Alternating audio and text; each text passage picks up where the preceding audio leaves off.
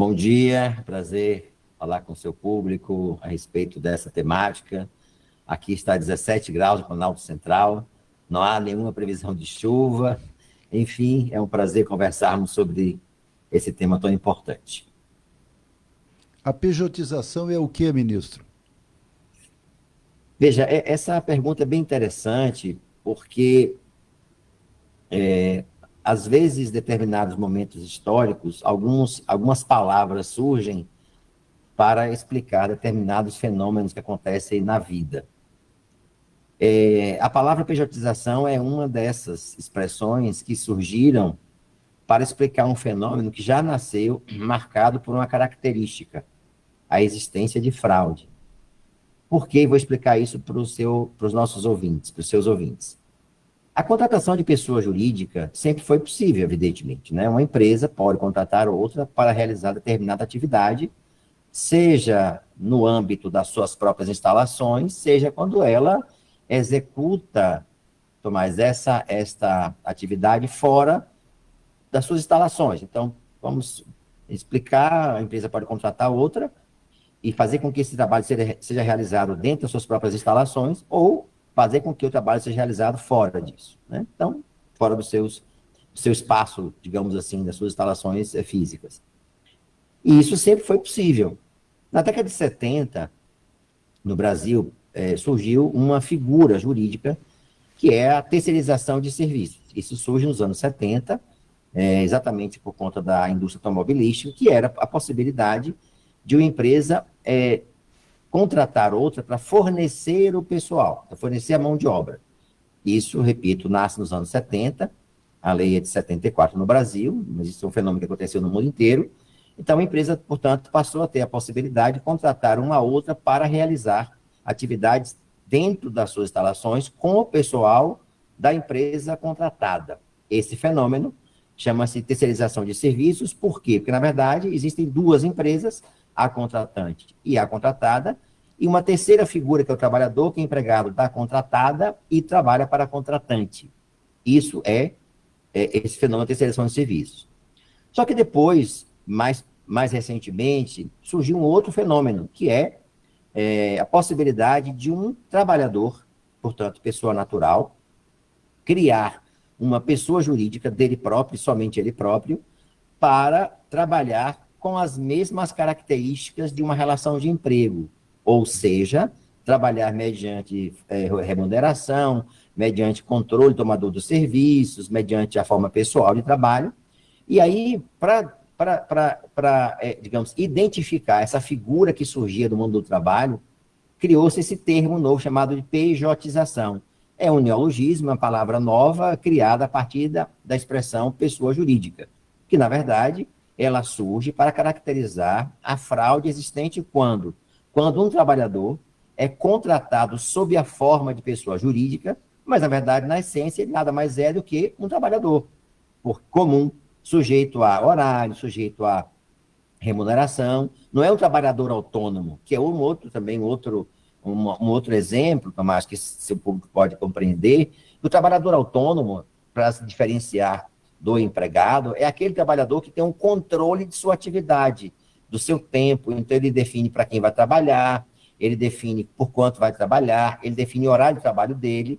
É uma figura que sempre existiu no Brasil, do trabalhador autônomo. Nosso Código Civil 1916 já previa essa figura, que é o trabalhador que domina o seu próprio trabalho, ele tem um controle do seu trabalho.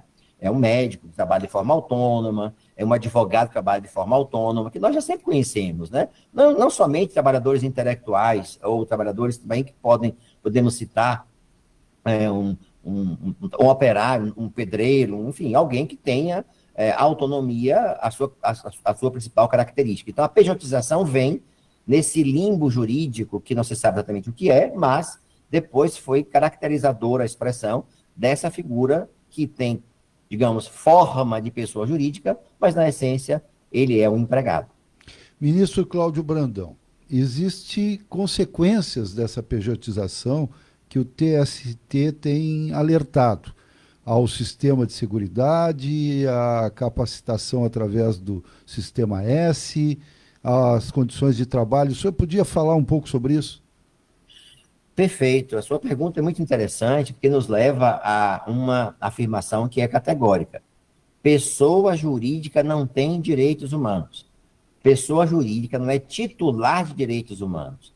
Direitos humanos é uma conquista histórica para as pessoas como tais, as pessoas humanas.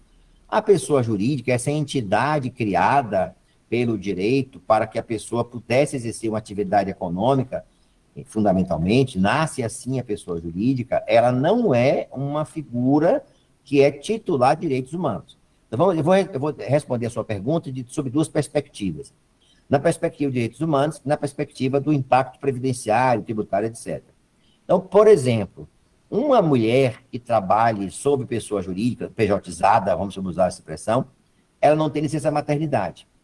Começa por aí. Ela não tem proteção em farta garantia que é assegurada para ela quando a criança nasce. Ela não tem estabilidade no emprego. Se é um trabalhador do sexo feminino, masculino feminino, se sofre um acidente de trabalho, não tem proteção previdenciária, que pessoa jurídica, evidentemente, não é titular dessa garantia que a lei estabelece para a proteção em face ao acidente de trabalho. Outro exemplo que é interessante também, as cotas sociais. Eu me refiro, por exemplo, às cotas para inclusão de adolescentes, jovens adolescentes do trabalho. Essas cotas são calculadas em função da quantidade de empregados. Ora, se a empresa não tem empregados, não haverá cotas a serem cumpridas. Isso é um alcance social absurdo, porque a aprendizagem é uma forma de inclusão do jovem no mercado de trabalho. Exatamente para isso, para que ele possa aprender a conviver com o mundo do trabalho. Outro exemplo, as pessoas com deficiência. No Brasil, existe uma lei de 91, que estabelece que as empresas com mais de 100 empregados são obrigadas a estabelecer um percentual das suas vagas para pessoas com deficiência. Se ela não tem empregados, todos são pessoas jurídicas, evidentemente, não haverá cotas para serem cumpridas. Então, o primeiro impacto, e o impacto brutal, Tomás, no desrespeito aos direitos humanos, porque, enfim, pessoa jurídica, como disse antes, não é titular de direitos humanos. Mas há um outro impacto tão importante quanto, que é o financiamento da Seguridade Social no país.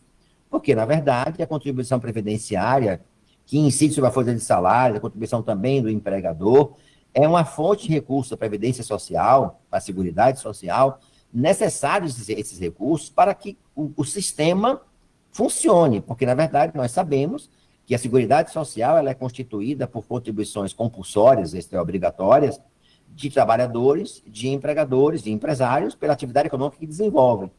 Então, esses recursos, esse impacto já também é sofrido na arrecadação da Previdência Social. Também, evidentemente, não podemos deixar de observar que a massa de trabalhadores que formam, com esse aporte de recursos, a receita previdenciária, também é impactada, claro, com o recolhimento previdenciário. Então, nós podemos, repito, respondendo a sua pergunta de maneira objetiva, identificar que a pessoa não tem direitos humanos e também o impacto previdenciário é brutal na economia brasileira.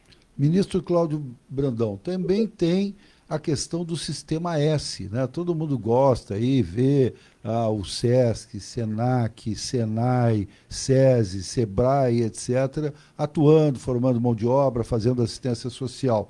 Ora, se isto é um percentual da folha de pagamento pago em cima, óbvio, de trabalhadores com carteira assinada. Se não houver ou se diminuir significativamente essas contribuições, esse Sistema S, que é administrado pelas próprias federações dos empresários, tende a acabar. Perfeito, você havia perguntado e eu não havia respondido. Bem lembrado, Tomás. Veja, o Sistema S é financiado por contribuições que incidem sobre a folha de salário das empresas, folha de pagamento. Então, claro que se a empresa contrata uma pessoa jurídica, ou por intermédio também do chamado microempreendedor individual, o MEI, que é uma outra forma também de contratação hoje muito utilizada para burlar o recolhimento dos encargos sociais, vamos chamar assim, que incidem sobre a folha de salários. O Sistema S, que é uma instituição, o sistema como um todo, fornece aprendizagem e custeia diversas atividades no campo da indústria, no campo do comércio, na área rural. O Sistema S tem uma contribuição já muito importante na nossa história de formação profissional, de custeio de atividade de formação profissional. Temos exemplos assim no Senai, no Senar, no Senac, de excelentes contribuições nesses últimos anos prestadas à formação de mão de obra. E todo esse sistema é custeado exatamente por contribuições que são recolhidas em uma folha de salários. Ora, se não há folha de salários, não há contribuição. O sistema é altamente... Não somente isso, ele é impactado de forma direta pelo recolhimento que deixa de existir sobre a folha de salários. Então, na verdade, também é esse viés no Sistema S de impacto direto com a chamada pejotização, aqui entre aspas, dos serviços. Ministro Cláudio Brandão, eu acho que nós conseguimos, o senhor conseguiu, com muita habilidade, explicar para todos nós como funciona e por que o Tribunal Superior do Trabalho tem se manifestado sobre esse assunto. Muito obrigado pela sua participação nesse nosso programa. Muito obrigado, Tomás, mas não queria deixar de me despedir do seu público dizendo que existe também esse mito do empreendedorismo como uma solução mágica para todos os problemas que, enfim, que a pessoa às vezes enfrenta em sua vida. E também hoje existe uma campanha de desinformação com relação à carteira de trabalho, como se empregado fosse um trabalhador de qualidade inferior. O trabalhador tem que ter orgulho de sua condição de empregado, porque, na verdade, alguém consegue gerir com a sua força de trabalho contribuições que são apresentadas para o mundo inteiro. Os grandes inventos, as grandes contribuições da humanidade também foram criadas pelo trabalho humano. Nós temos que entender que o trabalho é fruto da atividade humana, é uma pessoa que exerce a sua atividade e deve ter orgulho, sim, da sua carteira de trabalho. Então, é importante dizer isso para o seu público, para o empregado que nesse momento me ouve, ou a empregada, não ter vergonha de sua carteira, ao contrário, a carteira de trabalho, ele deve ter orgulho dela, porque ali está a sua vida profissional, aí está a sua história de vida, está um pouco dele, do seu ser, é contado também esse um pouco dele, pela sua trajetória enquanto trabalhador. Então, trabalhadores brasileiros, orgulhem-se da sua condição de empregados, quando assim estiverem, porque, de fato, é algo que dignifica a pessoa humana. Um grande abraço, estou aqui à sua disposição, cumprimento o seu público gaúcho, é sempre um prazer colaborar com o seu público. Muito obrigado.